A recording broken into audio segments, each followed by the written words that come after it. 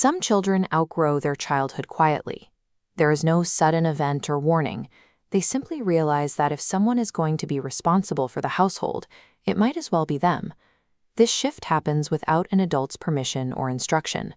It is a silent transition into the role of the manager, overseeing emotions and solving problems before the brain is ready to handle either. These children grow into adults who appear remarkably capable. To a colleague or a partner, they seem composed, reliable, and uniquely prepared for any crisis. Yet that exterior hides a specific kind of exhaustion.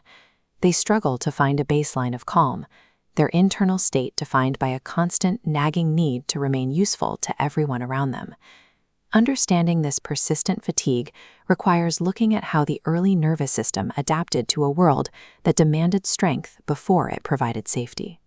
The hypervigilance these adults experience today is the lingering result of a brain that was forced to choose between its own development and its survival. This adaptation begins when a child is forced to process complex, volatile adult emotions. Because they lack the structural tools to manage this weight, the brain compensates by suppressing the child's own needs.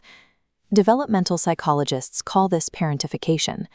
The child learns to stay calm and solve external problems at all costs, cementing a subconscious rule that their own feelings must come last. When the emotional load line spikes into the adult threshold early, the brain shifts priority to managing the environment. Notice the chronological age line severing its connection to external support. The child stops expecting comfort, handling challenges in complete isolation. As adults, this manifests as a deep struggle to trust support. Even when help is offered, it feels temporary and unreliable, leading them to stay guarded and self-reliant even when they are overwhelmed. This forced self-reliance creates what psychology terms split maturity. Certain parts of the self become wise, serious, and responsible, while the emotional interior remains unfulfilled. They may lead a company or a family with ease, yet feel guilty or confused when they have to confront their own desires.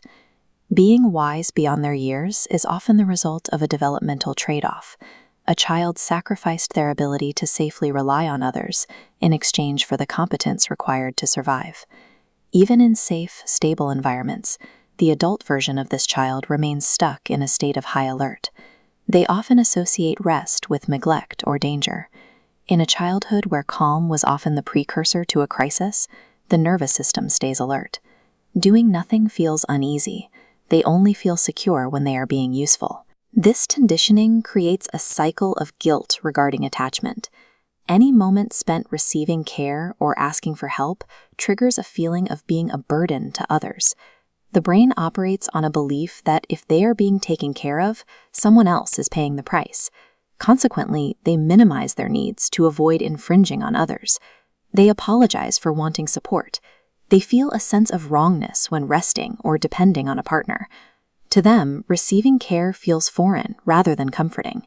This results in guarded empathy. They have a sharpened awareness of everyone's mood and can anticipate problems before they happen, reading the room with precision. This hyper-awareness serves as a shield. They monitor the emotions of others to prevent shifts in the environment that might cost them their safety or peace. The inability to relax is the nervous system functioning as a highly trained early warning system, still operating as if the original childhood emergency never ended. The loss of that childhood was a calculated sacrifice by the brain. It adapted to extreme pressure by prioritizing responsibility before it was ever granted safety. This early development of strength before softness is a testament to how the human system protects itself. You learn to navigate an adult world while still in a child's body. Psychology views this profile not as a state of being broken, but as a successful adaptation to early stress. Healing involves the realization that the historical emergency has expired. The vault that was built to protect the child can now be opened, acknowledging that the high alert state is no longer required for survival. Choosing to depend on others or letting down the guard does not erase the strength that was built. It simply means that strength is no longer the only tool available. After years of carrying weights that were never yours to hold, the final step is acknowledging that the work is finished. You are allowed to rest.